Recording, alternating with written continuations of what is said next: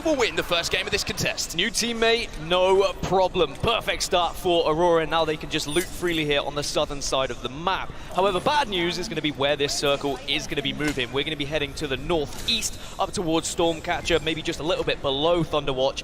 So teams who have been dropping over in those areas are going to have the nice, easy early rotation. Yeah, speaking of teams who are in a great spot, I mean, DarkZero, they are bang center of Stormcatcher at the moment, bang center of this zone. They're probably going to try and hold down some of the staircases, I would say, because we have seen this zone just pull slightly south, maybe it pulls slightly north sometimes. It's a very interesting zone to see how it will develop, but Stormcatcher is certainly going to be one of those areas we would expect to see being contested towards that end game. But very interesting to see where are Fire Beavers. They are still over at Cenote Cave. Fire Beavers, if you haven't been watching the EMEA region, famously like to go back into the zone, craft themselves some extra bats, a few med kits, and approach very late in a very aggressive style. And when they have their success, it's usually based on completely clearing out one side of the map and then walking their way in afterwards. Yeah, you can see they already are thinking about that, and something we learned, I believe, in the opening couple of games here today in London is that teams who don't really get the ability to get the beacon information, the ring console, they've really been struggling to try and prioritize their rotations, sometimes getting involved in fights, and it is just sometimes how the cookie crumbles. So that's why you want to prioritize rotating towards a beacon if you can, get that ring console, get that information, and that's going to really help you out with your situations when you get into the final circle. Yeah, just trying to find that little, hole to expose and that place to play, especially if you've got the option of an evac tower to try and kind of thread that needle. Obviously, Valkyrie kind of found herself a little bit, I would say, not picked as much now that the evac tower is certainly in the conversation of kind of taking her ability, her ultimate ability, the Skyward Dive, out of consideration for a lot of teams. You get a little bit more utility with some of the comps and a little bit more legend flexibility, I would say, for teams to approach the zones from and how they want to play this game. Speaking of approaching the zone, just looking to the north of where we expect to go, as you can see Glitch Energy on your screen.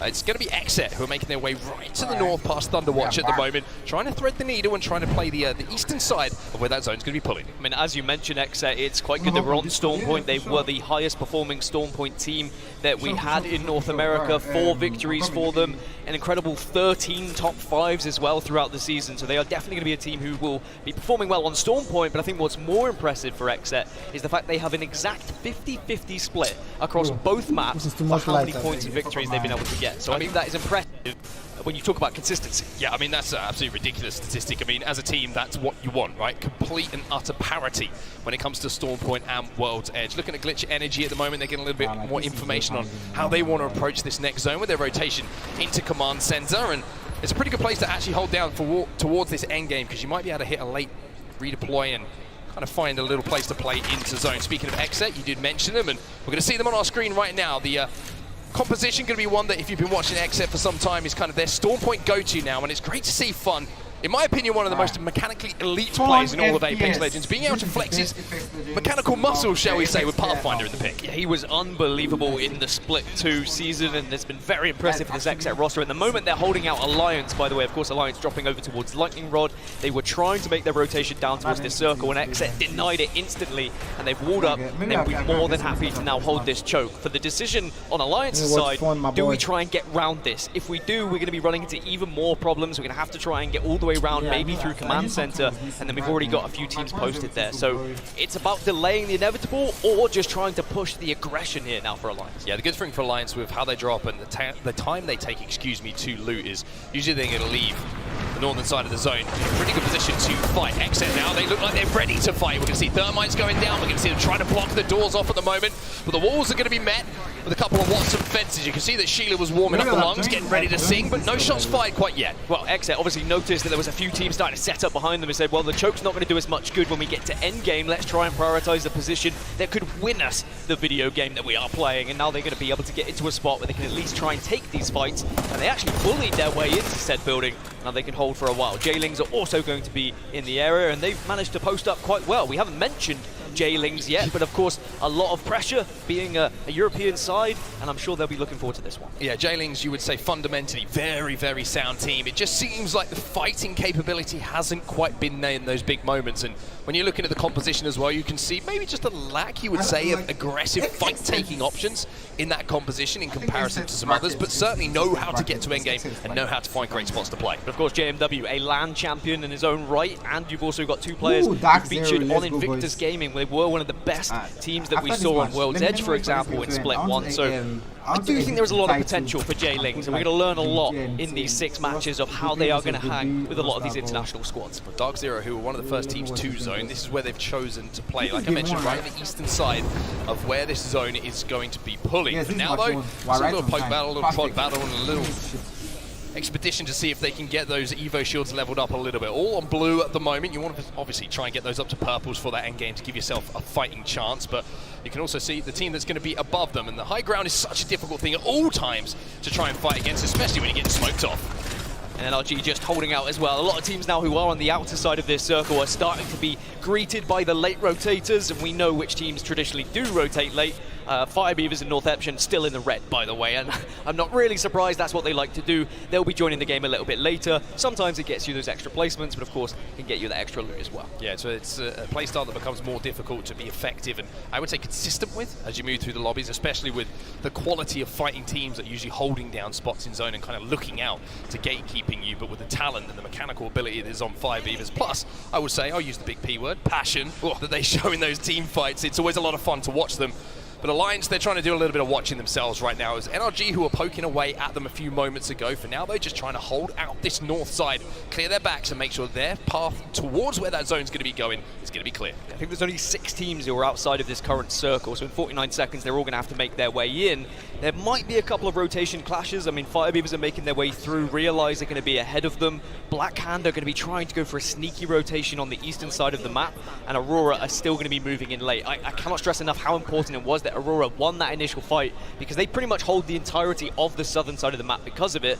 They will be one of the last teams to arrive there, but that's going to be good. They should be able to get at least top 15 and then start to think about their position. Now we need to talk about the importance of this little poke battle that's going down at the moment. This is Alliance versus NRG, and both these teams are currently holding down the very northern side of where this zone is going to be pulling. And if they completely block off any teams from being able to rotate behind them, one of those teams who might be thinking about that, by the way, is going to be Glitch Energy. Crazy Raccoon maybe thinking about making a late approach as well. Then they are going to have such a great priority position for this zone. They're going to have the high ground. They know there's a lot of teams already in zone. There might be a lot of KP for them to pick up if they're the team who comes out last for that northern side. Yeah, you can see there's going to be 3 teams potentially that could all be rotating towards NRG and Alliance. They might come through Thunderwatch. Glitch and Crazy Raccoon will probably fight first, and the winner of that then probably faces NRG or Alliance afterwards. So they know there is potential KP on their way, but it's just what's going to be happening. Then if you look at the southern side of your map, southwest, Fire Beavers are still in the red. They don't care. They're still looting. They're still getting that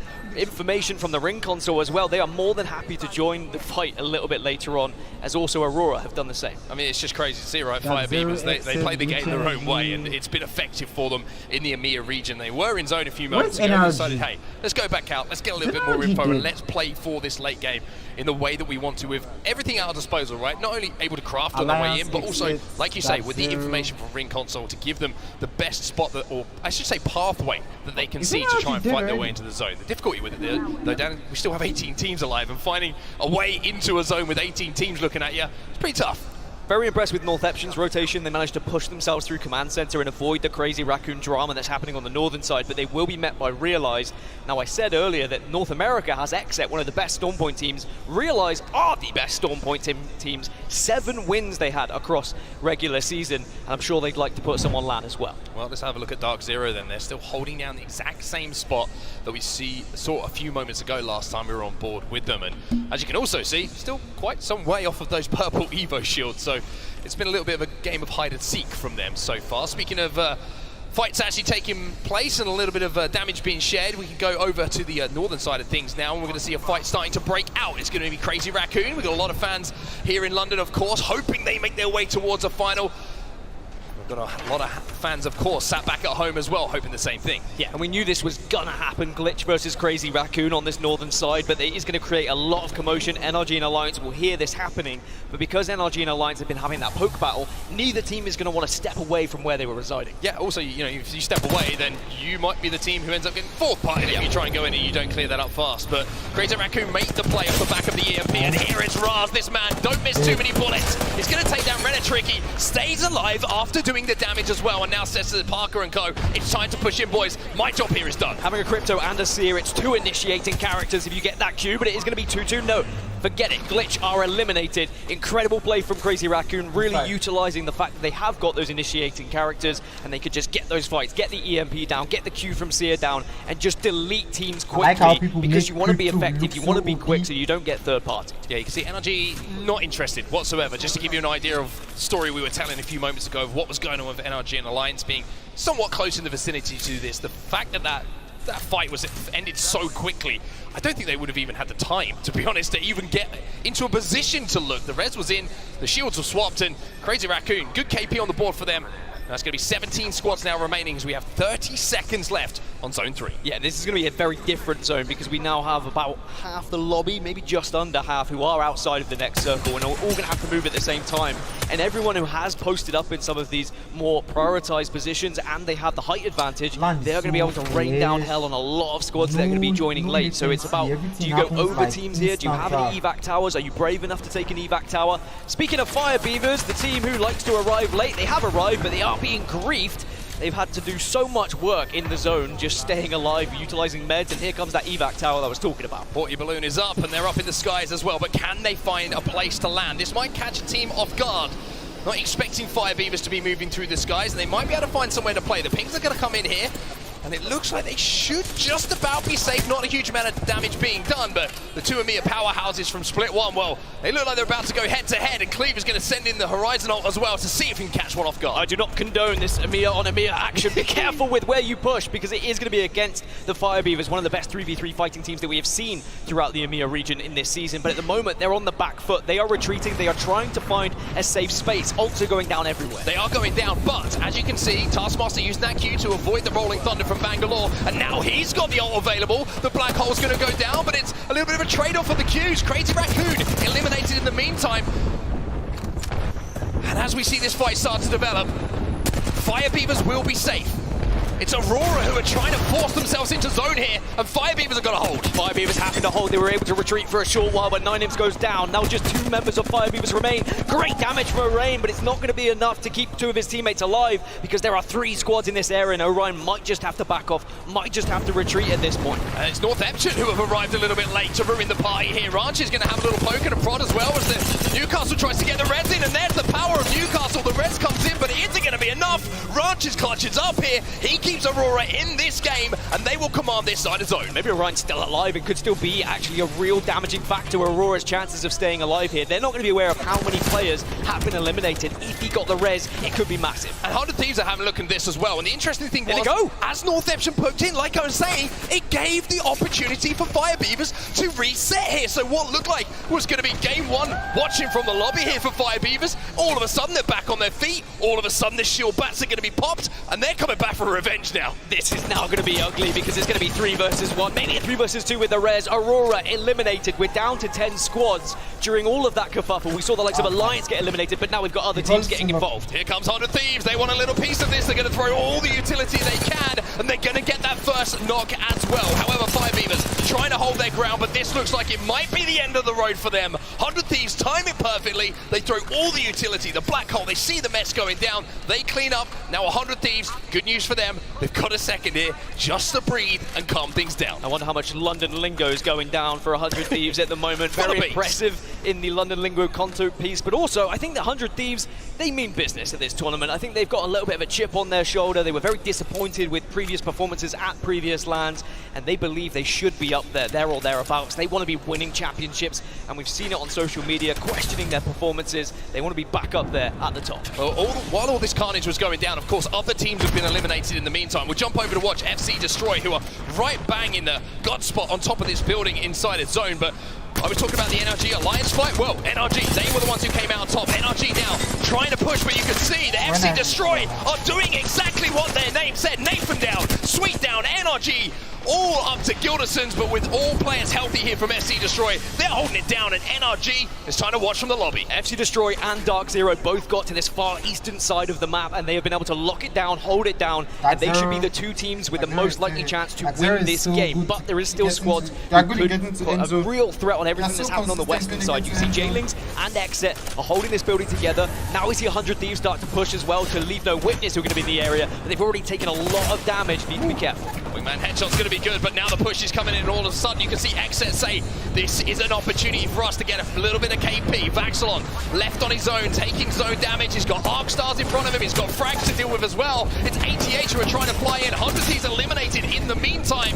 but can they survive this barrage inside of this building? Because of the circle and the way it's pulled, everyone now is jumping in on this free KP, or at least a chance of KP, because they know it is going to be such a struggle to get onto this eastern side of the circle that has been locked down by FC Destroy and DarkZero. Now, a team who could maybe throw a spanner in the works is Naked. They're on the southern side of this circle, and they're trying to push DarkZero out of their area, and have successfully done so. They may be able to push DarkZero towards FC Destroy here, and if FC Destroy can get some damage, it could open things up for Naked. Big news, though. Big good news. Big good news. That kind of works, right? For DarkZero, as they got that Catalyst wall down. The Dark Veil is going to keep them alive. You could see on the map overhead there, the third person, that both players, I think it was Zainu and Jem Burton, barely any health, just about stayed on their feet there. And the Dark Veil keeps them alive for now, and most importantly, keeps them in this game and keeps Naked back. The fact we have 3 teams on this eastern side is good news for all that are on the western side, because they're not going to be focused as heavily, because everyone's going to be contesting each other on the eastern side, so all the western teams can kind of worry about each other as they move across to the map, and it is going to be really about keeping an eye on that kill feed, seeing when teams are eliminated, are you going to have a chance to maybe take a spot? And I tell you what, there is a nice little drop looking in the middle there. Is anyone going to be brave enough to grab that one? Yeah, it might be a little bit risky. Maybe the team who comes out as the successor on that West Ham side may be able to pick it up on the pass. Maybe Fun on the Pathfinder will be able to grapple in and steal it away and find himself a Kraber. Who knows? For now, though, FC Destroy, top of the tower, looking down on everybody who's trying to cross. Jailing's eliminated, XSET eliminated. The western side is taking so much damage at the moment as we find ourselves down to 4. Well, everyone on the eastern side just ignored each other for a second. It's like they all banded together and said, let's just shut down the other teams that are going to be moving in. Naked still trying to find their position on this east side, and they just hold the southern side of the circle at the moment. They've been hugging this red very effectively and bullying DarkZero over and over again, but Leave No Witness have been able to just sneak their way on the northern side, and they're going to be a real threat to FC Destroy. Yeah, all the talks about North America, EMEA coming into this, but it's been APAC South, it's been South America, and it's also, of course, been APAC North, who have looked so good in the early stages of this tournament in the group. Of course, a long way to go, but as far as the regions are concerned, a lot to celebrate for them as we see DarkZero making their way into the bottom floor. This is what they do so well. Zero, one of the best in the world at navigating these tight end games. At this point, I think North America very happy to kind of have DarkZero as one of them. It counts. You have to fight Geno for that one.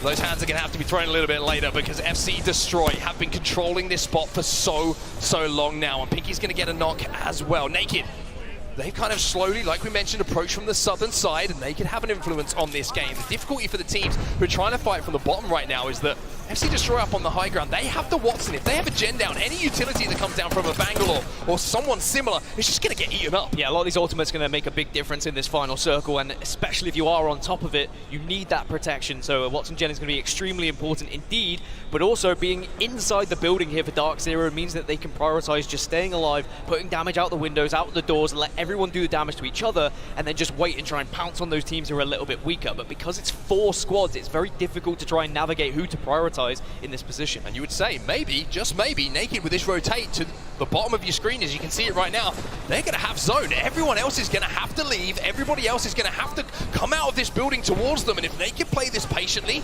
wait for that damage to be done, and can execute as people leave this building, then this might be their game. FC Destroyed, they are eliminated. As you can see, Naked now still in this position as a roofer becomes a kill leader in the game as well. And I like this cross that they're holding as well, holding these angles so that they can just eliminate a team from both sides or eliminate players from both sides, but they could be exposed a little bit by some ults. And yes, okay, we see Bangalore ultimate come down now, and now it's going to be a chance maybe to get a little bit of extra damage as both teams are on the building are eventually going to have to force themselves out of these spots. Yeah, all eyes on a roofer here. If he's got the ability to hit the Horizon Q up into the sky, the grab lift to get over all the utility and hit a black hole as these teams try to leave, then he could change this game. But DarkZero escape. They use the Dark Veil to cut the zone in half, and DarkZero navigate perfectly once again. Dark Veil's so important in these final circles just to escape the sightlines for a little while, but then as soon as it comes down, you need to be ready, you need to have utility. And now they're going to be forced into this fight. DarkZero, having used the Dark Veil, now they've got to be careful that zone isn't the one that takes them to the grave. They're doing a great job, and they take down Leave No Witness as well. They've still got the Dark Veil down to reset, but Naked still holding the line, still holding strong, and it's looking like this will be yet another win for the region. region. Naked are your champions here in game number 1. And it was such an impressive rotation as they bullied DarkZero on the southern side of the eastern tip, and they slowly worked their way around to the wall. And as soon as they saw where that circle was going to be pulling, they knew they could just hold off. They knew they just had to be patient, and the way they executed it in the final circle was impressive at the very least. They made sure they were watching those angles correctly. The ultimates came down at the right time. And I do think that both teams coming out of the building struggled. And I might be a little bit frustrated if I was DarkZero, because they kind of got sent on, but I think it kind of had to happen. With so much vision that's being impaired, it's going to be a situation where one team just has to commit to a fight. Yeah, 100%. I think DarkZero did a magnificent job of just getting out of that building towards that open ground with the Dark Veil. It just shows how that ability for me is one of the most vital in endgame for numerous reasons, but being able to cut off sightlines, cut that zone in half, find your way into a position and leave one of those buildings that's so highly populated, very, very impressive from them. But I mean, it's the rotate from Naked. They showed such little presence up until that endgame. Just job of just around the southern side behind DarkZero, forcing them back and almost forcing them inside of that building. That was the game-changing moment for me when they took that position away from DarkZero, who only had those blue shields. And looking back at it, DarkZero might say, should we have been a bit more aggressive at holding that position and keeping Naked back? But when there's 6 or 7 teams remaining, you are very unlikely to actually try and take that fight, because you don't know if there's another team that could be moving afterwards to third-party you. So they're more likely to step back, take a safer position, take a top 3, which is pretty much what they did, and just hope that maybe you can be the team that gets the zone pulls towards you. But I think that Naked, we just have to be very impressed with how they made that move and how they bullied one of the best teams that we have at this level. I mean, we could take a look at that final circle from the point of view of Naked as well, so we can really kind of encapsulate exactly what went down in those final moments. And I mentioned how important it was going to be for Arufa in those final moments on Horizon. Well, he almost did his job perfectly, but DarkZero just about managed to kind of skate past just as the black hole went down and use that Dark Veil to avoid it, but he still did a pretty good job of getting up into the skies, doing damage as teams left, and then being able to clean things up. Yeah, when you see there's 2 teams in or around a building and you have a black hole available and the grab lift, you're feeling in a pretty good spot and you can communicate that to the team. But the Dark Veils here, they just cut off so much vision from Naked. They've been setting up that angle, they've been setting up that crossfire for quite some time, and they had to back off and they had to accept the space. But it was the damage that Rufa was able to put down initially that forced the team over towards DarkZero and just meant that Naked could hold the majority of the circle for this final circle. Yeah, really good CQ there from Pinky as well, just making sure that everyone was silenced on that side of the wall, meaning that, you know, Leave No Witness really didn't have much choice other than to try and navigate around, because if they climb over that wall, they're dead. They're toast, guns are down, and it's just going to be easy pickings. And then having to step through the Dark Veil, the zone helps them out, and it's easy pickings at the end of the game for them. Very, very well played and very well manipulated on what was going on in front of them, what team's utility had, and what they had managed to cancel. And also just knowing how to expose Dark Veils. Even though Dark Veil, very impressive ultimate, it can be exposed if you can get some height over it, whether that's via a wall, whether that's via a grab lift, and they managed to just find those angles to do enough damage to really force the fight in a way that they wanted, which always dictated the pace. And I think as soon as they got that initial damage, they were very confident they were going to win that game. It was very unlikely they would be throwing it. Yeah, 7 kills as well along the way, and a lot of those coming towards that end game, like you just saw as well. So Naked, once again, APAC North turning up today, by the way. I'm sure that the fans at home and here in London are very, very happy with the performance from a region who some will question, I will say, some will question it coming into this event. 7 kills alongside the 12 placement points puts them on 19 after game number 1. DarkZero managing to steal away in 2nd place, and you can see the placement points alongside their kills. They were once again very early rotate from DarkZero, leaves them with 13. Leave No Witness though, very impressive from them. FC Destroyer there in 4th. And I love the kind of second to last, third to last circle where we had 3 teams on the east, 3 teams on the west, and I was really concerned for those teams on the west of whether they'd be able to successfully traverse across the map and survive. I thought maybe there would be enough gunfights that would just be able to allow them to sneak through, but it seemed like they all just agreed they wanted to take down the western side, and they were more than happy to then be the last 3 or 4 remaining teams.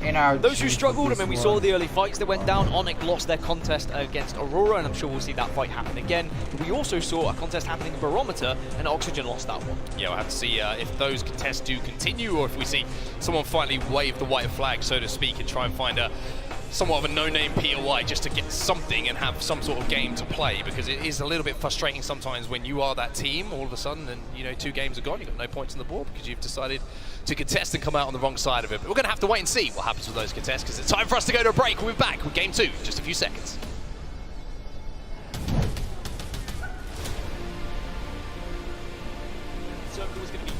They knew they could just...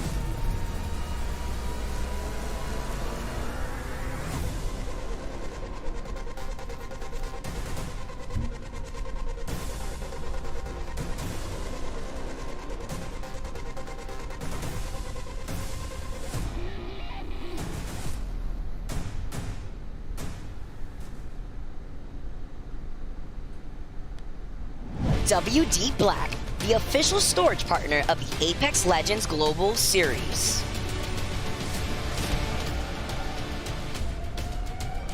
Welcome back, everybody, to London, and welcome back to the Copper Box. Game number 2 is about to get underway here in Groups A versus B. And as you can see, that beautiful trophy is what everybody here in London who has made that journey wants to take back on that plane, or maybe keep it here, who knows, in the UK, when all is said and done on Sunday. We've got a lot of action to get through, of course. Game number 1 being taken away by Naked, and now we're going to have to see if there's going to be another challenger coming in our game number 2 as we head back to Stormpoint. The first time Naked have won a game on Stormpoint throughout this entire season as well, so it does show that the transition from online to LAN, we can see a few statistical anomalies that do float through, and teams just really progressing, learning from maybe a lack of success in some of these maps and making sure they push on. Now, I would say I'm one of my guilty pleasures. It's a good redemption arc, right? I love it when you come into a tournament, there's a team who has a perfect opportunity at a redemption arc. Now, Aurora, you're going to be that team for me during this tournament. Reason being, they qualified for Split 1 playoffs. We know that. They couldn't, unfortunately, make it over here, but they are here. Well, they should have been here as a full team as well, but then, unfortunately, they had to bring Maliwan back in. It's been a whole thing, and, you know, that would have been the team that we have right now in the Split 2 playoffs that would have been playing at the Split 1 playoffs. They win that contest in game number 1, and I just got a funny feeling, right? They've been contesting pretty much the entirety of the scrims in the build-up to this. They haven't looked great. They haven't had a home down. There's been Harvester, DarkZero. That's been difficult as well on World's Edge, but they've won the first one. All of a sudden, they didn't have the best of games. They've got some decent KP. Are you saying just imagine? But I'm just saying imagine. Just imagine that story. I will play devil's advocate. Why? Just because there was a reason why there was a team change and why they made that team change initially, and Maliwan was taken off that roster, right? They replaced with Sunset, but now Maliwan has the chance to redeem himself. So if you want a redemption arc, maybe it's an individual one rather than a team one as well. An amazing opportunity to reinstate yourself on a side, and who knows? I mean, we've seen some crazy things. Aurora were a team who looked like a team that could be LAN champions back in Split 1 in the online regular season. They didn't kind of have that same consistency in Split 2. Maybe the meta changes really hurt them in their playstyle, but when you get to LAN, anything can happen. It's very, very true. We'll keep our eyes on that one, of course, and we'll certainly keep our eyes on the contest as well. FPS game is coming to mobile. I think it's been a fascinating story in itself. I mean, we've been watching 2 of these players literally go from the trenches to where they are right now. You've got Reed's aim of the Destroyer. You know, we were custom VR, arenas, tournaments for these 2 guys in, and all of a sudden they went through challenges. They've been, you know, on a lower tier roster, really fought their way into this position now to be here on LAN, and that's another great story, right? Teams coming from nowhere, putting the time and putting the effort in, and finding success, and obviously in the middle there. I mean, it's a great team, and I just feel like this is a team that you've got to keep your eyes on. Maybe right now might not be perfect time for them to go and lift the trophy, but in a year's time, 2 years, who knows with this roster? I mean, it's the kind of Verhoff story, isn't it? It's very similar, just individual AIM stars that come together that were really good at playing in those arena tournaments and have slowly transitioned into BR and have been the teams that have been amazing in those 3v3 fights, just sometimes lacked a little bit of macro, sometimes lacked a little bit of positioning and just learning. But the fact that we have such a stacked lobby, the fact that we have such impressive teams throughout these regions, they've been learning very fast. Everyone has to adapt, otherwise you very easily slip down that pedestal and you might find yourself not even being at LAN if you're not quick enough to adapt. Now, I want to talk a little bit about APAC North and the fantastic start they've had here in London as well, and the success that we've seen coming out from numerous squads. And coming into this event, we were discussing, I was like, do you know what? I feel like this meta, all of a sudden, like a little shift with the SMGs. I was like, do you know what? This kind of suits the playstyle of APAC North. If you get a Prowler, Peacekeeper, whatever it might be in those close-range battles, now that the R9's been kind of shunted into the Crafter, I just feel like it kind of, those short-range fights become a little bit more viable for some of the best MK players in the world. Well, I mean, you can see it from the results today. I mean, APAC North has been dominating. We've seen them up there in every single game so far, so I'm not really surprised. And if that is the reason, then I would say replicators are very important with where they are going to be, and we need to be keeping an eye on it. What teams can pick up an R9, for example, to deny any sort of MK player from being able to get into a position to take that fight, get up close and personal, and use your aggression where it is possible. Well, keep your eyes on APAC North right now, because they certainly have been the standout region so far as we kicked off day one of the ALGS Split 2 playoffs. For now, though, it's time to get into game 2 as we head back into Storm Point. Naked, the winners of game number 1. Question is, as always, who's going to come out as champion? Yeah, now we're going to see a similar circle. In our first set of games today, we saw 3 very similar circles, and Luminosity Gaming took full advantage of that. I think a big thing in Apex tournaments is finding victories when the circle is really coming towards you and not squandering them, not throwing them away, because those chances won't come very often, and you may find yourself with your backs against the wall a little bit later on in these groups, and you need to be picking up as much points as possible in those circles that are going to be close to your drop spots. Well, first things first, we've got to race through the skies. It's back to Onyx versus Aurora down here at Shipfall, and we're going to have to see who is going to be able to take this win. Last time, of course, it was Aurora who managed to clutch up in those final moments, and we're going to have to see who gets the guns, who gets the loots, and who is left looking a little bit, shall we say, sheepish in the fight. For now, Onyx not going to find too much. Mozambique, so that's not going to do too much, but it's going to do enough, maybe. Raki does get taken down, though. The alternator, the ultimate contest gun, is going to be picked up by Cleve. He finds 2, and the Nader is swinging. 1-2, buckle my shoe. It's going to be as easy as that for Cleve, and Aurora should be able to win this one comfortably now in a 1 versus 3. Fussy does get the Nemesis, and that's always a concern for me, because the Nemesis could do some crazy things, but no, it's not going to be a chance for Onyx as they go down again. There is, by the way, still a contest happening at Barometer. Realize versus Oxygen, they're still fighting over there as well. They certainly are, and look at that, jumping straight over to this fight that's going to be going down, and Oxygen trying to do what they can to win this fight. They do have control of the center spire here at Barometer. Reeds has got himself purple armor, but just looking across elsewhere, it's a little bit of thin pickings, you would say, with Rain and Aiden the Destroyer finding themselves some white shields. Realize we were able to win this fight initially on the previous game, and they're going to get aggressive yet again. Reeds tries to hold strong. It's an exact trade 1-for-1, but Oxygen have now lost 2. Vayne, though, hits a big splat with that Peacekeeper. 22, maybe not what he wants, but that's a little bit more chunky. And now he makes this a little bit closer. Can he get the shield swap? Can he win the 1v1? He's barely got any HP, and it'll be Oxygen Esports eliminated. They will fall in the lobby, and it's Obley who comes out as the clutch master for his squad. So Realize, formerly Fun 123, as I mentioned earlier, one of our, if not the best Storm Point team that we have in this entire tournament. They had 7 wins throughout regular season. They have been unbelievable on this map. My only worry, looking at those stats, is how do they progress over to World's Edge. But they don't need to worry about that right now. Just focus on winning these fights, getting to those late games, and trying to pick up some big points on your best map. Okay, well, as the initial, shall we say, exchanges of fire have been exchanged. We're going to talk a little bit about where that zone's going down. We are going over towards the western side of Launchpad here, maybe towards somewhat of a waterfall though. Yeah, could be waterfall, definitely over towards Launchpad. You can see a few teams that are going to be already moving to that eastern side, so it is going to be an eastern pool again, just not as far, but this could be really good for ATH and 100 Thieves who are already in prime position. You can see FC Destroy again are going to be moving very quickly. They got into one of the best spots so fast in match number 1. They just weren't really able to capitalize on some of the rotations that were being made.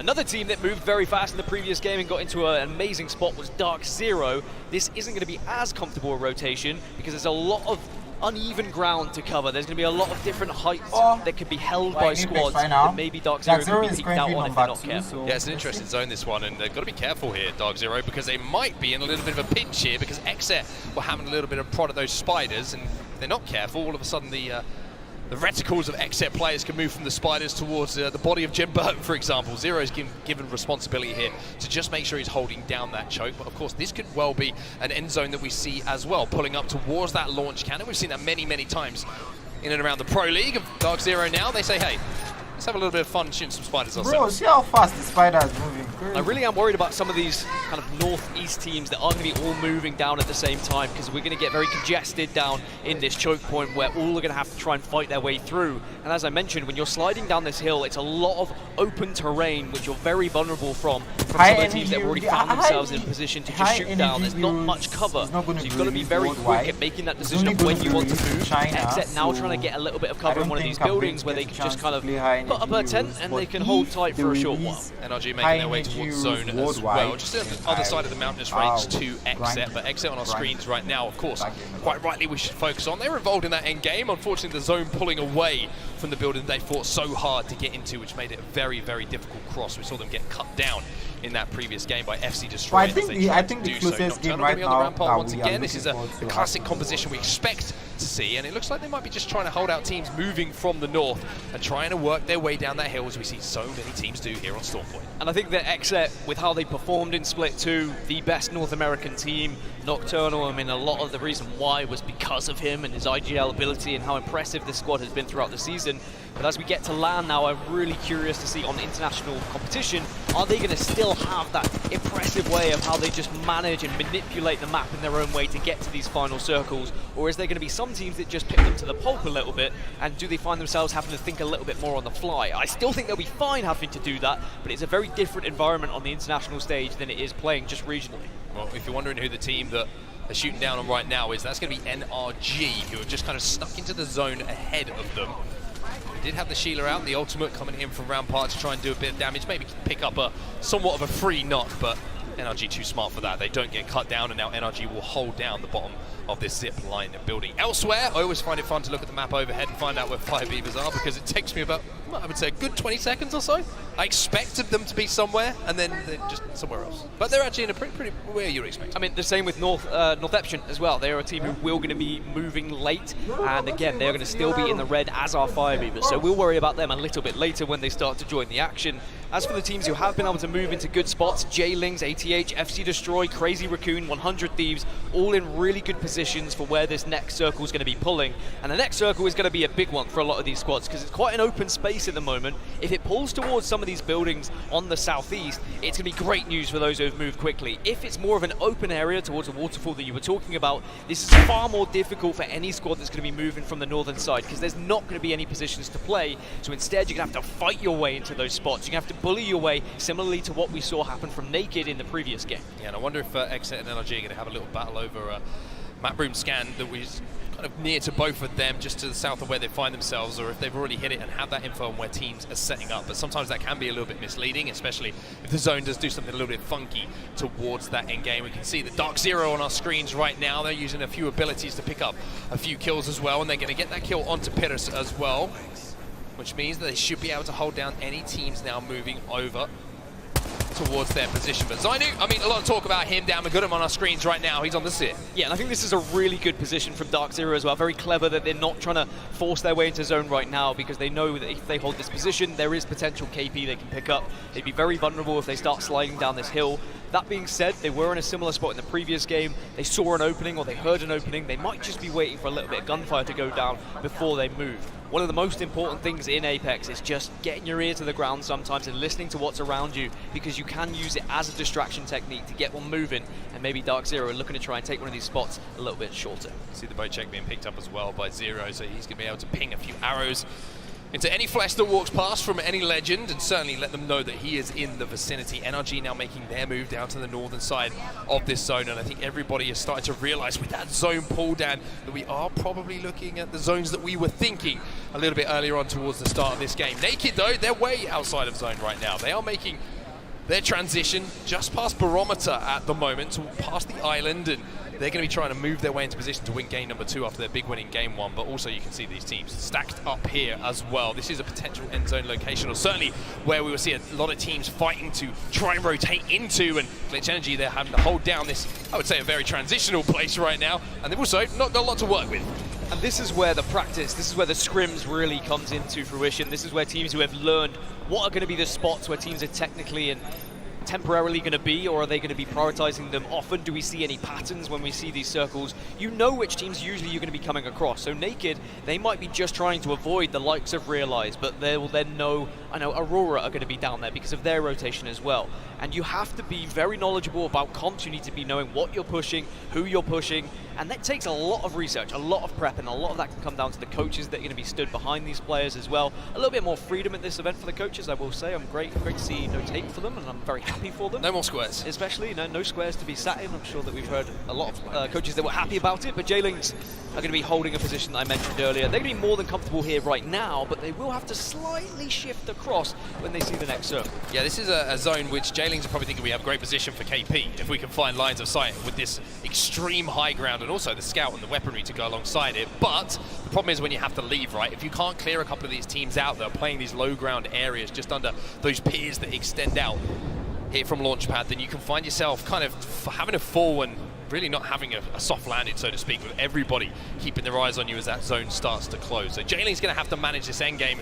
A lot of pressure maybe on JMW here, up on the high ground, to level those Evos up, so when they do have to drop, they're going to be in a position to at least get as good as they get. And right now, I mean, they know no different to J-Links. They've been just working the map and looking at where it's going to be pulling without a ring console to work with. They might see a couple of teams start to move across, and it will give them an idea of where the next circle is going to be, but they might think they're in one of the best spots right now. They have high ground, the circle seems to be coming towards them. I think it's going to be a little bit later on where they're left scratching their head saying, okay, how are we going to try and get across? Is it going to be the Valkyrie ultimate?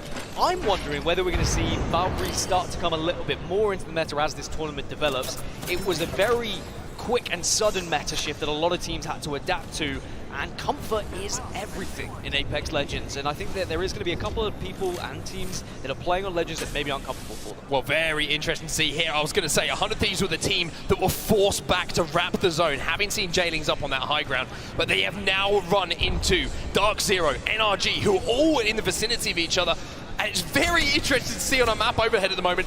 Everybody is scattered from the teams. Nobody wants to take this fight. However, look at the kill feed. Nags has gone down from J-Links, so all of a sudden, they find themselves in somewhat of a shambles. But this was the horrible bit of terrain that I was talking about, where you are just so vulnerable, especially if now DarkZero were to be pushed from the northern side. They were holding out teams at the top of Stormcatcher for so long. They've done well to actually get back up this hill and now re-engage with what a potential fight this could be at the choke at Stormcatcher. It looks like Alliance might try and avoid them, but Northeption could throw a spanner in the works. They're going to be coming down and flying down towards these teams on the northern side.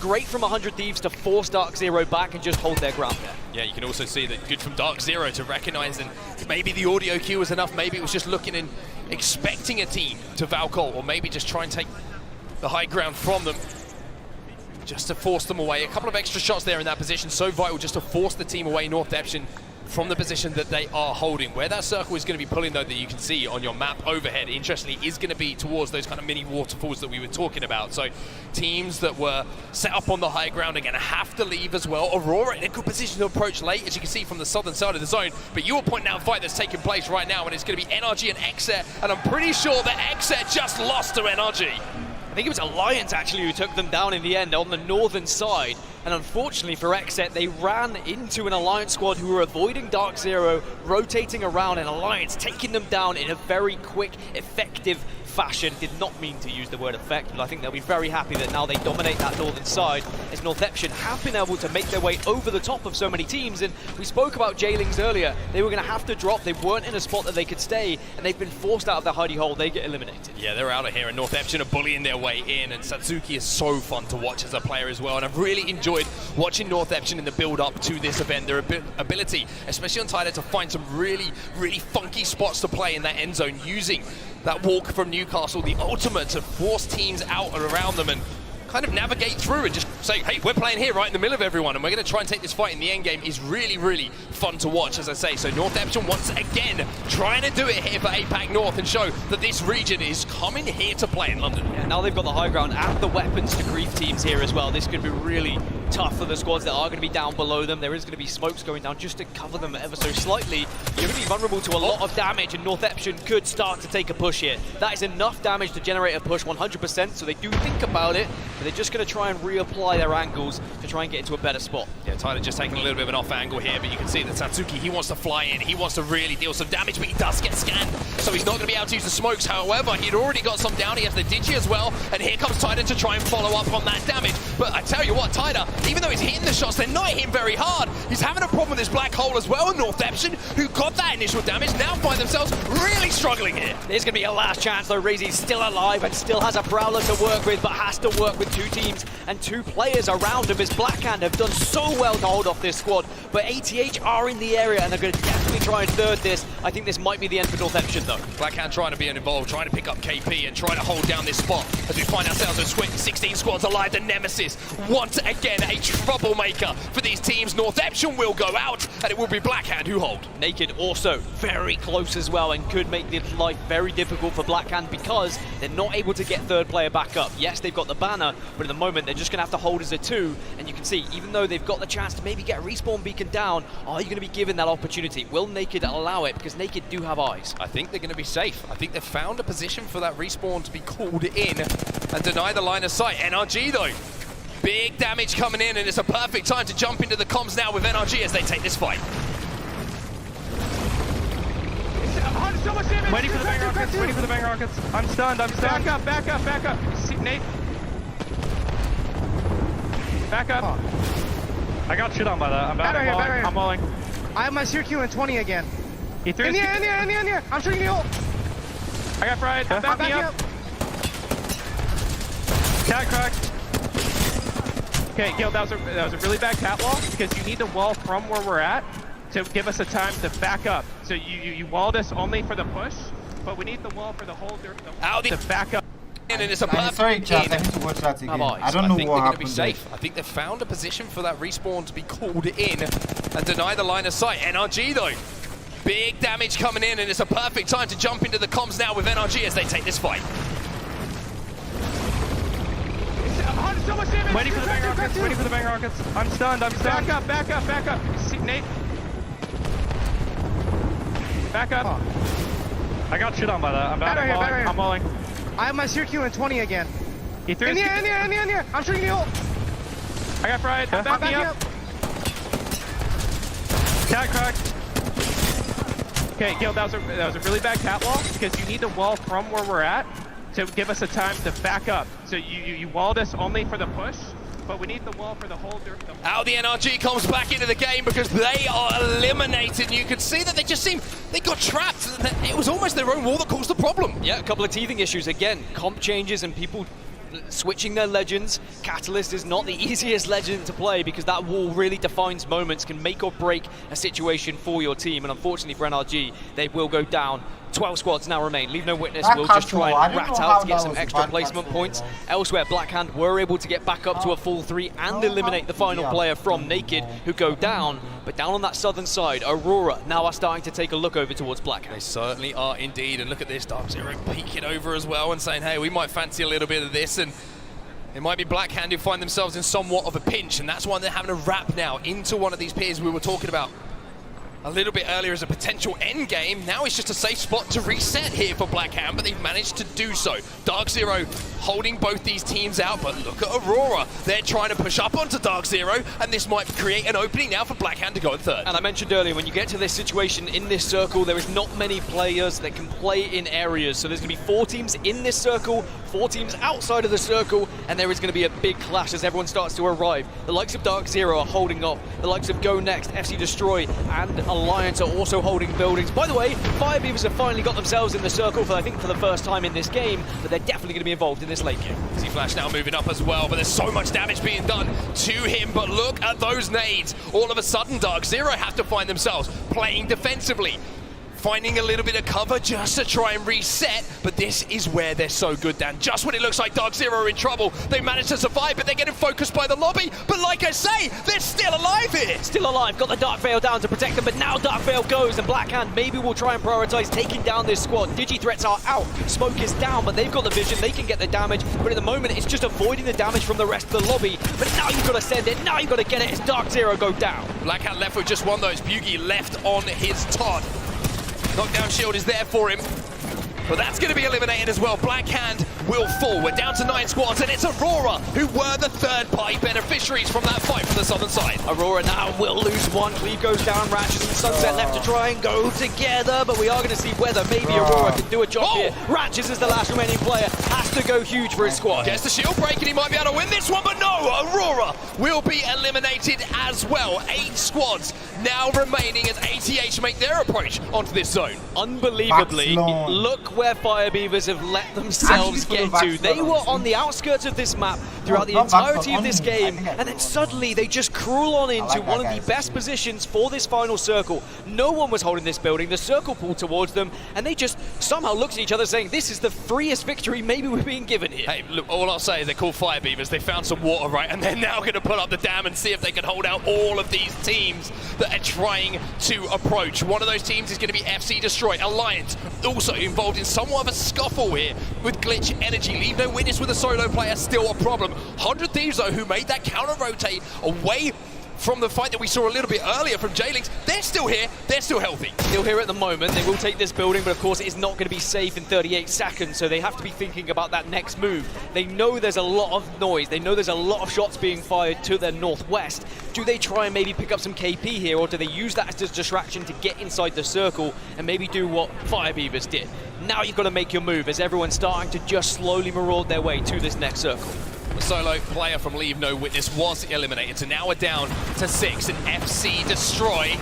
Ooh. Well, unfortunately for Hammondrill, he's the one who's on the receiving end of some damage. However, can his teammates clutch up here? Good damage coming in. As Pinator now moves in, it's ATH eliminated. FC Destroy now once again using Newcastle to the fullest to get the res, but now can they hold off 100 Thieves? 100 Thieves push in, they heard the damage, and that was the exact time they needed to move from this spot, take this position. Now they own the eastern side. As you can see, Alliance now go up into the skies to try and avoid the Dark Veils. They send it over towards 100 Thieves. They get over the Dark Veils, like you say, but they are taking damage. Have they won this fight? 100 Thieves trying to take advantage as well. Alliance win the fight against Glitch Energy, but now the Beavers.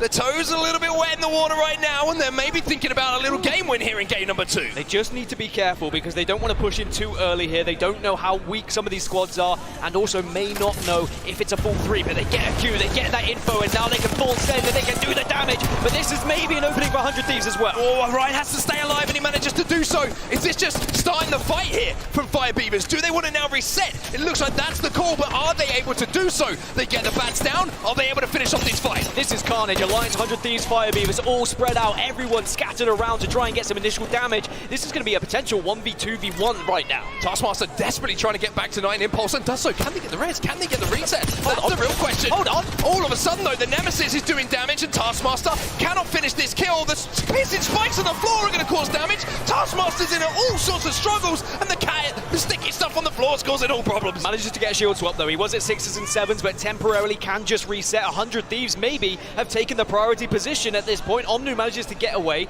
joins Vaxlon, and now we have a 2 versus 3 versus 1. As Yuki is just going to be hiding away and maybe trying to escape. And we'll push on to Taskmaster. He's going to try and take second place. He'll do so. Yuki does it for Alliance, but it just opens the door for the full, healthy squad for Let's 100 Thieves go. to move in and claim that champion banner. They will be your winners of game number 2. And 100 Thieves just left shrugging their shoulders a little bit, saying, all right, we were given an opportunity, and boy, did they take it. As soon as Fire Beavers sent in on that initial damage, 100 Thieves then said, our priority has to be getting the high ground, getting to a position where actually we can dance around and maybe get some shield swaps from the teams that have been eliminated early.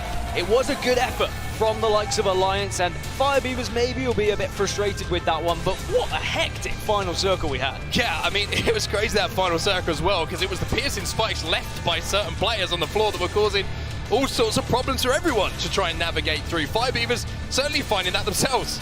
We also saw how important it is to have knockdown shields, and very juiced up knockdown shields as well. Being able to hide behind it was absolutely massive. Taskmaster, even with a Nemesis, could not penetrate said knockdown shield. Very frustrating for him. And I tell you what, hats off to Yuki at the end for just full sending it and saying, I'm more than happy to take the 1v1, but Yuki has always been that kind of guy. He likes taking the 1v1s. It certainly does indeed, and that's another thing you have to recognize in those crazy endgame moments, right? Is this a 1v1? Can I get the jump on my opponent who maybe doesn't realize that situation, and not only get the KP, but get the extra placement points for getting into second place as well? But I think it all came down to those final moments. 100 Thieves winning that fight on the southern side of the zone, really being the team to hold things down. And Fire Beavers, I think the idea was right, but maybe just a little bit of overextension in those final moments, just took a little bit too much damage and weren't being able to reset. We'll take a look at that final circle though from the winner's point of view, and of course that's going to be 100 Thieves. And it was an impressive rotation from 100 Thieves, as they were just, as I said, ears to the ground. They were waiting to hear what noise was happening. And then when they got themselves into the final circle, you always want to be the last team. I know I always say it, everyone knows that you want to be the last team to engage. They lost Omnu, and at that point you may be a little bit worried, but looking at the kill feed, they knew full well that other teams were going to be a little bit weak.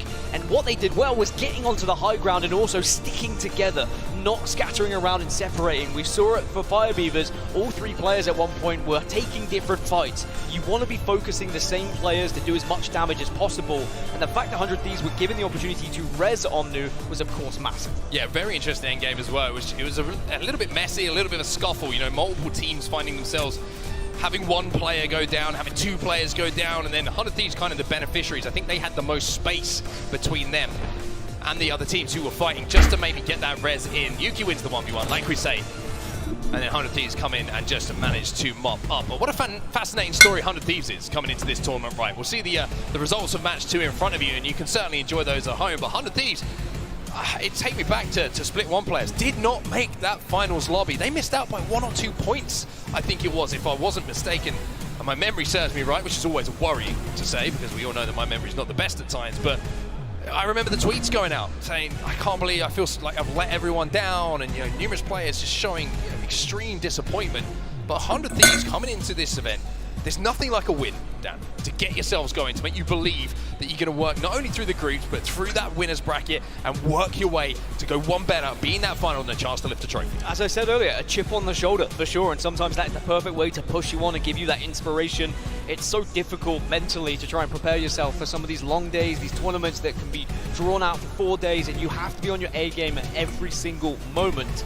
You can see again, the teams that struggled at the bottom, those who lost those contests, will they get a chance to do it one more time? Yes, they will, because we have Storm Point again, but this is how things look after the first 2 matches. 100 Thieves will be at the top with 27, closely followed by Naked and Alliance. And what we didn't mention from that previous screen, Alliance, with the amount of kills they had, technically they actually won that map because they had the most overall. They certainly did indeed, and they're looking strong after that game number 2. It's always fascinating to look down at the other end though, no surprise the Onyx and Oxygen losing those contests at both times. The question is, will they give up that spot? Will they say enough is enough for now, or will they continue to fight and scrape and claw to see if they can claim it as their own? But Alliance is going to be very interesting to watch, especially with the confidence that they're going to come out of that game with after a bigger KP game. But enough from us for a few seconds while the players get set up and they get ready to get into game number 3. Blaze is down on the floor with Sabs. What have you got to say? Thank you so much, Onset and Gaskin. Yes, I am down on the floor with Sabs as we have been watching these awesome matches and enjoying you guys out there in the crowd as well. But Sabs, how are you doing out here in London watching these games? I'm actually so excited because I would say it's my first time, but I would lie. I was already on the desk, I was talking a little bit, And I'm actually excited so much for seeing the finals. Yo, the finals are gonna be absolutely crazy, okay? But now, as we've been watching some of these matches on the stage, like, the first set was awesome, but even thinking about that last round right there, okay? Because he's here, he's there, he's everywhere. Yuki coming out on top, getting his team those 20 points. They got second, but they were still on top at the end. How did you feel watching that crazy moment? I think Yuppie helped a little 100 Thieves to win the game. Fire Beavers almost had it. They almost got it. I he just stole it away from him right there in the end. I had hope. You can hear the size in a home crowd. Yes, I was actually, no, 100% Fire Beavers winning this game. Then last second, Yuki is literally like, oh, hello guys. I'm here too. I'm just hopping for a second. With some of the quickest armor swaps we've seen there all year. Yes. Getting it done for his squad. Yes. But now, my next question for you is, what are you looking forward to next, okay? When it comes down to this group, what's another team that you think can come out on top? I think NRG will come on the World's Edge. I think XSET too. Yep. I think like that's my two bets. All right, NRG and XSET. We'll see what they can do, all right? But that's going to do it for me and Savs for right now. On set, Gaskin, let's get into the next series. I got you, buddy. Don't worry. We'll get into this next game as soon as we can. It looks like the lobby is almost ready to go, so we're going to get into it as soon as we can, Dan. But it's been a fascinating one so far, hasn't it? And I had questions about Fire Beavers coming in. Would this playstyle work on that? We have seen it from Vex previously. They had to learn some hard lessons in the Split 1 playoffs, but I just feel like Fire Beavers, there's just something about them. Like, nothing can stop them at times. Nothing worries them. They're a team who are fearless when they're approaching the way they want to play the game, and they are more than happy to be patient, but actually push the tempo at the right times as well and take these fights.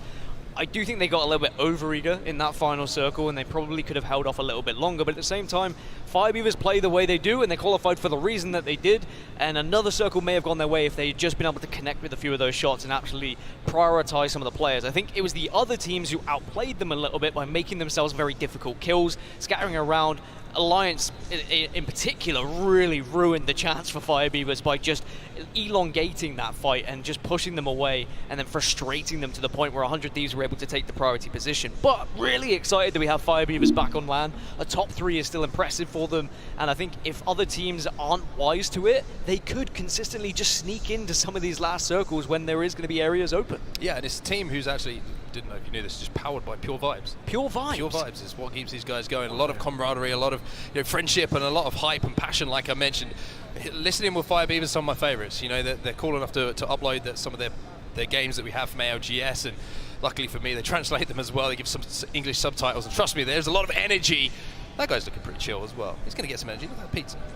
Get that down, yeah. That pizza looks too big for that animal. See, that's where you're wrong. Is it a mouse? You're not even sure, so maybe someone can tweet me, let me know. It's definitely a rodent. It's some sort of rodent. Rat? It's but a mouse. Might be a rat. But Alliance, they got second. I think they'll be delighted with that. Yuki in the 1v1 in the previous game, he saw his opportunity. He knew full well there was a player who was going to be down, and he took that fight. And they will be more than happy to resign to second place as Effect just pops his hair underneath the headset. He was voted best hair at this event, actually, from the classroom of Rain Day. So he was. Nice for him. Good for him. Yeah. Congratulations to him. I mean, first land, first award. You sound jealous. Knew it was coming. Knew it was coming, indeed. Very predictable from you. I do think that going into map number 3 now, a lot of the teams that have really succeeded in Storm Point throughout this season need to be putting points on the board. I want to be seeing why was Realize so good throughout this season, right? I want to see them be able to do it yet again and get some points. Otherwise, you're going to be going into a map that you haven't been able to find points, forced to maybe play in a different playstyle in a different way that you have been all season. Yeah, it's fascinating groups as well, because obviously you have this consistent kind of rotations of different teams matching up against each other, different POIs being contested, different rotation times, different all these wonderful things that Apex Legends throws up in front of you, right?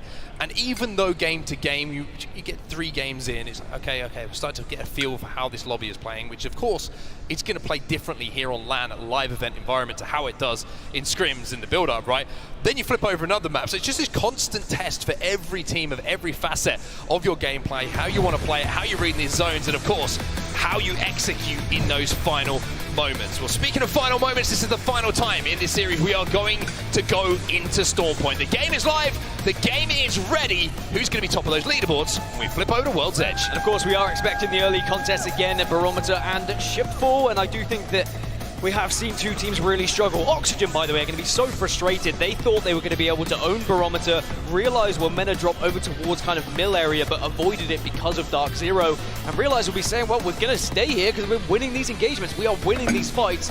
I would have expected better from Oxygen. I mean, we've seen how amazing they've been at taking 3v3 fights throughout this season, but they just maybe haven't got the rub of the green when it comes to getting some of those weapons. Well, match number 3, contest number 3. Onyx are not giving this one up. They want to force Aurora to think again, because of course this contest is going to continue going for quite some time, because Onyx and Aurora find themselves in the same group. The last one was pretty convincing though, in the way of Aurora, and sometimes you just got to roll the dice, open that bin and hope there's a gun in there that's better than your opponents. It does look like Oxygen might be getting the better of Realize over towards Barometer as well. You can see in the kill feed, but for now, Aurora, they managed to get a Havoc, does cleave. He did a lot of damage in the previous game with the Alternator, but this time a very different weapon to work with. But Aurora, they like to prioritize these bins and just roll that dice. Yeah, it's going to be Oxygen who do win that contest as well. Realize will fall this time, and in the meantime, Aurora finds himself, I should say, with a blue shield to play with. On the other side of things, interesting to see what Onyx have. The smokes are down as well, just to kind of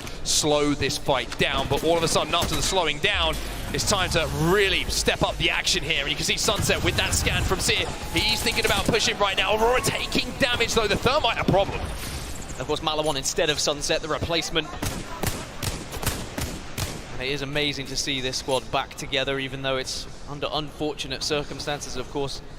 My best towards Sunset, or will be extremely disappointed, but hopefully we'll see him on the LAN stage one day. But Aurora now, just being able to back off a little bit, reset, get the meds in, and then re-engage. It's about trying to find these little cheeky angles where you can initiate that damage and then take advantage of it with a push. Problem is here for Clay, you've got no shield cell, so he's going to have to maybe just kind of death ball this, see if how much damage he can get down as quickly as possible, and hope these two teammates can move up and finish off that damage. But look at Onyx, they hit the grav lift, they now take the high ground, and Aurora make the call that this fight's taken too long. We need to either try and match them, get ahead of them in that zone, otherwise they're just going to have the height, and we're going to be easy pickings. And this is probably worst case scenario for both teams, to delay the fight and then be pushing out with such little such little loot. You don't really have the weapons, you haven't got the heals, and at least Aurora are able to get ahead of them, so I'd say they are winning this race, they're winning this engagement, but Onyx will then go to the southern side and try and loot a few of those areas. Elsewhere, we are going to now see the circle going to quite a similar location. Yet again, it is going to be somewhat central, but pulling over towards the east. I would say slightly northeast if we compare it to the previous one, but it is definitely going to be good for those same teams who are landing on that eastern side. Yeah, a lot of battles going down in and around Stormcatcher at the moment, and DarkZero, they're going to be trying to hold down this choke at the moment. Those darn spiders causing problems once again, but also giving them the opportunity to find a little bit more loot, which certainly is going to help them out the longer that they stay in this position. But rotate to the northern side of the zone. We talk about Storm Point all the time, Dan, and when you do have that zone information, the northern side is always so strong, and it's the simplest of regions. That you have that height advantage, and you can hold teams out, you can harass them. And I'll tell you what, DarkZero, a little bit blessed by these spiders. DarkZero have been a little bit blessed with where the circles have been pulling, but they've not necessarily been able to capitalize on it, but they get a third opportunity here. But there is going to be a lot of teams that are around Stormcatcher, so this is where you've got to be careful. Not only are you trying to loot up with the spiders, then you've got to be thinking about where you're going to move and where can you actually hold. Someone's got to be scouting, someone's got to be looking. You can see now other teams have got the survey beacons, the ring consoles, they can have more information than you have, so are you going to be able to move and maybe mirror some of the positions that they're taking? One interesting thing just to highlight about the group as well is it's pretty tight between not only our top spots, but kind of as you go down place by place, there isn't a huge difference. I mean, when you're looking here, 100 Thieves leading the way at the moment, 27 points. Just behind them, you've got Naked 23, then 21, 17, 17, 17, 17, 15. So 4 teams tied up on 17 points. Just shows that one game can completely change things. And of course, very different from regular season, where the points would then give you an overall amount of points from that match week, where you would get 25 for winning, for example. No, it will be your total points that is then added up throughout the group stages, so it's about just trying to get as much points as possible. If you can have a pop-off, if you can get a 100-point series, you're going to be in one of the best positions to get into that winner's bracket, even after just one series played. Yeah, you drop a nuke in groups, you're in a pretty good spot so far, but again, there are a team who can just pop off. We saw it before when they get into those final circles. They are a team who really threat, as any team from any region in this tournament. I mean, everyone's here for a reason, right? Everyone has been performing well and succeeding in their region. There are a few teams who probably feel a little bit more lucky to be here than others who just scrape through on the borderline of their regions, but they can still be one of those who just steps up at the right moment, and they have that land performance that they will be remembered for quite some time. We almost saw Onyx and Oxygen fighting yet again on the southern side, but Oxygen are just doing the same thing. They're staying ahead of Onyx Esports in their rotation.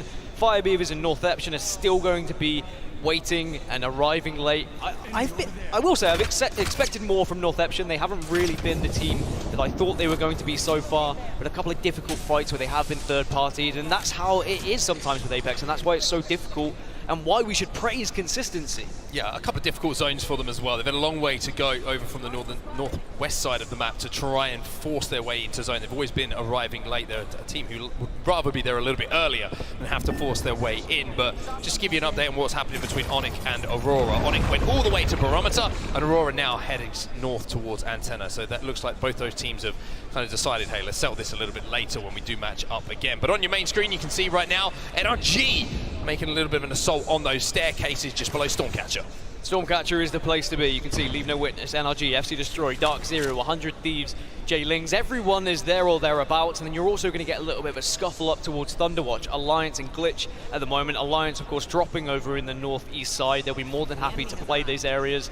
It is their home, it is their turf, and they will know how to navigate that accordingly. So Glitch just need to be careful with which position they are going to be taking. Now Glitch, with where they are, they can of course take the different choke, and they can go down through Command Center and avoid Alliance entirely, but then you might be throwing yourself out of the fire pan into the fire. Interesting to see XSET's approach to this one as well. They're currently up at wall, getting a little bit of extra information, trying to see if they can force their way into the zone, but kind of just avoid. They could make your life a massive nightmare, and I think that Alliance, it's very smart that they restrict themselves at the moment, because as soon as they push down south, they're going to have eyes on them for a lot of these teams, and they know they would have been beaten to Stormcatcher, so it's about arriving late and thinking smart about your decisions, as now there's going to be gun engagements going down. Certainly is indeed. It's going to be Blackhand that are trying to force the pace here, and Arufa has already gone down on the other side, so Blackhand have got time now to reset, knowing that they've got the numbers advantage, but all of a sudden, well, that's turned on its head, and Naked now find themselves in a 2v1 with 2 quick knocks back to back. Well, so good for Naked, my goodness! And they should be able to clean up. Blackhand eliminated 1, 2, 3 as easy as that,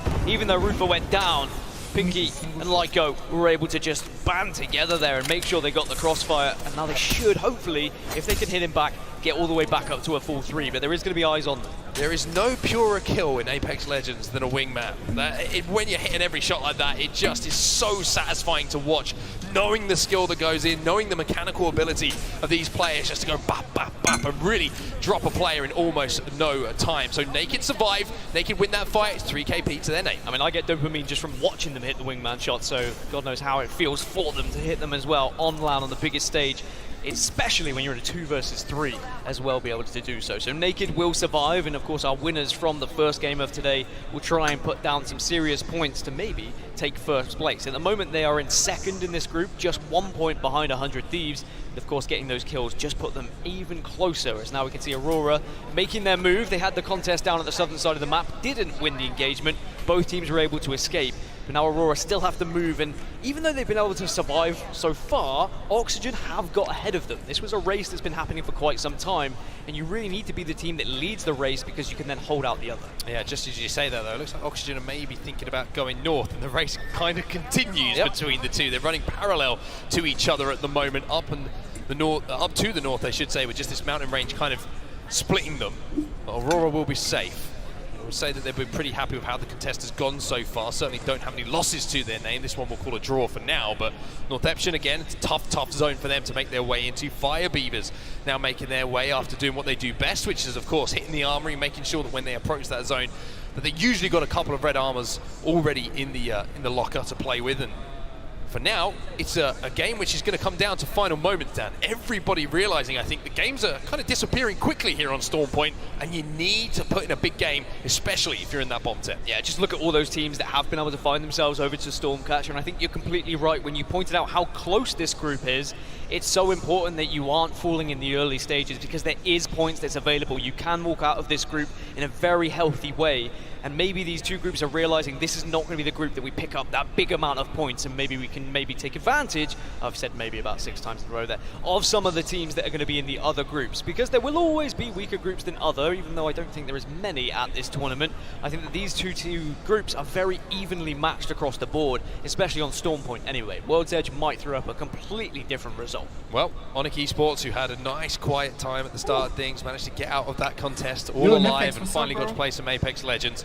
Well, Fire Beavers have just beaten them to the zone, and they are going to run into them in just a few moments' time. Even worse, North Epsom are just behind them as well, so they could be in a horrible, horrible position if they're not careful. For now, though, on our screens, we can see Oxygen trying to kind of posture up against Aurora. Nobody really in control of this fight for now, but Aurora, they don't need to be asked twice to push if they get damaged. Yeah, they're just waiting as well for this next ring information as round 2 closes, and now they know where they need to be moving. As I look across the map feed, I can see that DarkZero and Alliance find themselves in some of the better spots. They might be a little bit vulnerable from certain areas, but they are certainly within the next circle. And at Stormcatcher, it won't be the actual Stormcatcher building that we finish on, and I think a lot of teams would have known that, and they would have started to think about that. We do move just slightly southwest of Stormcatcher for this circle. Possibly down on that cannon, which is very, very interesting all of a sudden, because everybody at the moment is up to the northern side of that drop-off from Stormcatcher. So teams who are on the southern side of the zone certainly might be in a better position. However, Onyx Esports, I mentioned that this might be an uncomfortable time on Storm Point for them. Well, all of a sudden you can see exactly why, because they're trying to wrap back in, but boy, are they going to be surprised, because there's a couple of beavers hiding in the bushes. Fire Beavers were more than ready for that. They heard the shots going down, and they primed themselves perfectly to wait, get the damage, and get the knock. Now, they don't need to overextend here. They don't need to get the finish. They need to be using the map where they can. They have a little bit of cover, but they need to be aware that another team could be in the area, because Aurora are taking a look at this, and Fire Beavers have lost one and could lose more if they're not careful. I think that Aurora might send this onto them. Yeah, why wouldn't you? You know, you've seen the knock come in. Onyx Esports, of course, eliminated in this, but can Fire Beavers now find themselves in a position to reset? Ranches will be taken down, so, I mean, this isn't looking good for Fire Beavers right now. The question is, do Aurora want to send it? You're seeing the answer on your screen right now. The answer is yes. Get up, get in the faces of Fire Beavers and try and pick up this KP. Aurora know that their rotation is going to be difficult, and at this time it's about just baiting and switching, utilizing your armor where it's available, as Fire Beavers will go down. They made life a living hell for Onyx, but Aurora will at least get sweet revenge for the team who was eliminated previously. Yeah, it's almost like, you know, is that going to be counting maybe to, I know Onyx obviously ran into Fire Beavers, but I'm just saying maybe Aurora forced them into them. I'm just trying to give a win. I don't know, because like there was like clear. I'm just trying to wipe Genome up, okay? I will say Fire Beavers maybe could have backed off and perhaps didn't have to get so heavy on their push, similarly to the final circle that we saw previously. But at the same time, they're probably thinking, all this noise, we might just be vulnerable from behind, so perhaps we have to push this advantage. Maybe we can then get shield swaps, and who knows, maybe the team below isn't going to push. A very difficult scenario to try and navigate. Yeah, interesting to see Fire Beavers didn't use all the utility and ultimates in that fight as well. You saw the thought of the black hole going down, but I think they just thought they had enough damage. But one team who's taking damage right now is ATH. You can see the Black Low is down. Black Low is trying at the moment to get back to his feet, but now you can see Trinity fall over. You can see Asleep trying to do what he can to keep his team in this game.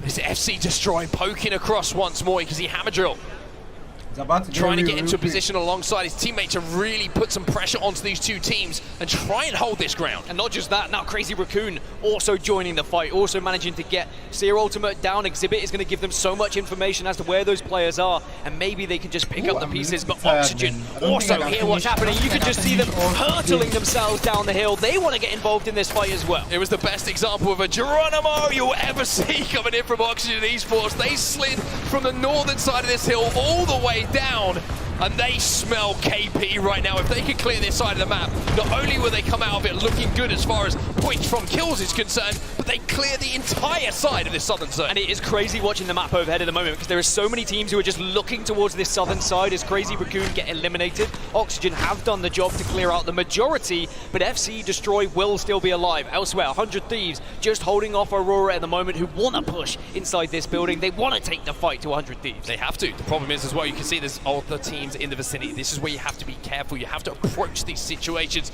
with a little bit of trepidation, knowing that if you're not perfect, then all of a sudden the team will ruin your game, even if you win that fight yourselves. But Aurora, what a story this would be. Glitch Energy eliminated in the meantime. 12 squads now remaining with 60 seconds or so until that zone starts to force these teams in towards each other.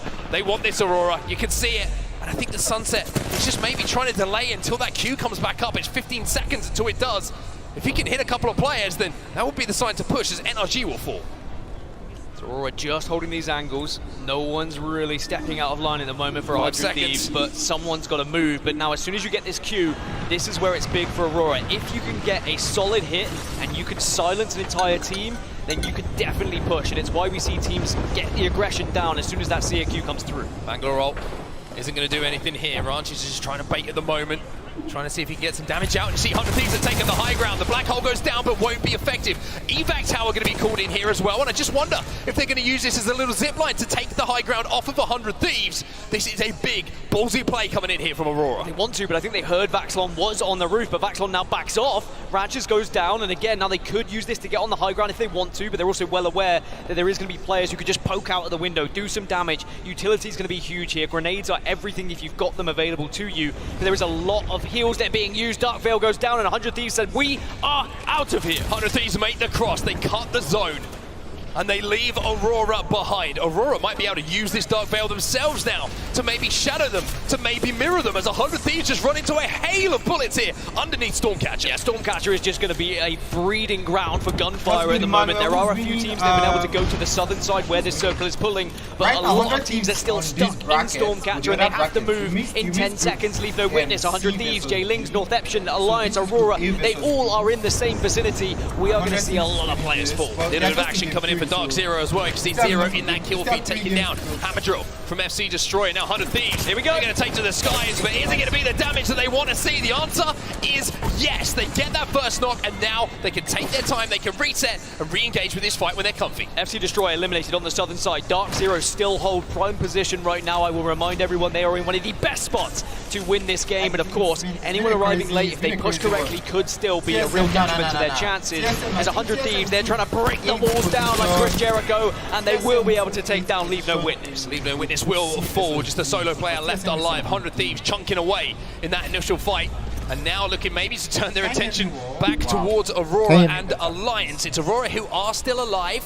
They are calling in a respawn beacon as well, as one player did fall, but look at North Epsion here. North Epsion in complete control of these staircases just above where DarkZero find themselves. Also naked in the vicinity. So two APAC North teams again, Dan, involved in our end game. Yeah, we've got about 5 teams on the northern side. Naked hold the eastern side right now, and then Oxygen and XSET are on the southern tip. DarkZero hold dead middle, and they will be having the best position, but at the same time, if they get pinched, if several teams push at the same time, they could be in a vulnerable spot. So they need to make sure they are set up, which I'm sure they are. Yeah, I reduced the game. Is it better now? Their main concern right now is probably XSET. As for North Epsion, they will be able to hold this kind of northeastern side, but as they move in, it's about whether they get pushed by the teams that are above them. That's what they're worried about right now, is the height advantage that some of these squads have. Zone about to close here. Round 5 is about to kick off, and 9 squads might go down. Well, you can play too, because I'm about to hop up. North Epsion in a great position here, this game. But you can see they still have to move, and having used the I've been on for like, mobile shield to just walk I think I've been on for a minute. I've been on for like 5 hours. Almost 5 hours. Just try and kind of keep their heads on a I had to swivel cut for the what's stream approaching. There's so many teams that this game is not in their hands. They just have to hope other teams make mistakes. As well, so far, I can tell you that Apex North has been, Apex North has not been doing so well. And it is a head-to-head fight, but now North Epsion decide they want to get involved. EMEA and Asian teams have been doing way better. To really solidify this side of zone, there's all sorts of nade markers, but they survive through it all. Tighter now, having to survive. 100 Thieves gone, XSET gone. Also, J-Lings will fall in these final moments, and Suzuki will go down as well. North Epsion eliminated, Oxygen eliminated, 3 teams remain. Apex North have not been doing well. Have been incredible today, but now they've got to go up against DarkZero and Alliance. We have 3 of our giants from each region at the moment, all going toe-to-toe. DarkZero have held this position for so long in the game, and now they're trying to use the positions that they've been able to hold down. They can just seek out Naked here, as we see the sight line cut off by Alliance. It's brilliant as well, because Effect went down. Now they have completely cut the zone, even though they will be able to get Effect back to his feet. Have they used the Dark Veil too early? to get the resin and now not be able to rotate from it. Alliance putting a lot of faith in effect back on his feet to do damage to force them into zone. Zanyu was able to silence the entirety of Naked there, so they know full well the position of where they are. I mean, it's such a horrible spot of where they're hiding. Respawn beacon goes down just to give that extra little bit of cover, just something they can hide behind. But I think Naked are just going to be hoping that Alliance could be some form of distraction here as the circle will start to move forward and move in and force these teams together. Smokes go down for DarkZero just to give them a little bit of cover fire. It really is going to be on Alliance and how they want to play this. How many got hit by that Q though? That's the question. DarkZero, they know they've got to hold. Alliance, they know they've got to be aggressive to get out of this position. They had Alliance to, man. They had to. The game was dying anyways. But used so much to do so. But by now, nobody would have been playing DarkZero the still game hold the western side. because they couldn't solve their hacking, their hackers issues. And actually have angles on some of these players, but Alliance are so healthy and they have the walls. This is what's important. As long as they just hold this one area and this one choke, they should be in one of the better positions. But another Dark Veil to cut off some angles. As soon as that goes down, though, we could see very exposed players. Or you can see the calls being made right now. They are game-changing calls. Who wants to wrap on who? It's a 3v3v3 Alliance. They're in center zone for now. DarkZero know that. They want to play and try and force these two teams in towards each other. CQ is available for Zainu as well. If he hits this, it's going to silence the lobby. Yeah, Effect gets silenced, and maybe that could be a chance for them to push up, but they're well aware there's another team down below them. Naked are waiting, baiting, hoping that damage is done before they can push up, but eventually this circle is going to force them north and force them into this wall. You do not want to be climbing when you take this fight. Alliance really hold one of the best spots in the game. 100% Alliance. The longer they hold this, the better, but now all of a sudden, you're seeing Naked make the play. They take to the skies, but there's Effect in the kill feed. There's Hackers as well. But having the attention taken away, has it opened the door now all of a sudden for DarkZero to make their game-winning play? DarkZero will push in and they do so much damage, but there's still a chance in this one for the other teams to be able to just reset, get a shield swap and get back into it. Alliance have lost one, but Effect gets a shield swap. Down goes Naked. Here comes DarkZero. They push in to get the final damage. It's gonna be a melee as DarkZero find themselves taking match number 3. Easy peasy for DZ. It's as simple as that in game number 3. But boy, did they navigate that end game well. You could see they knew that they had to stop that wrap. Back-to-back winners. Head glitch for as long as they Ooh, possibly alright, could. chat. And I think that's my last game for my watch party. There are only 3 more games for you guys to watch, so, and they are world-based games. You guys can watch these ones because I have to go and pick up my sister and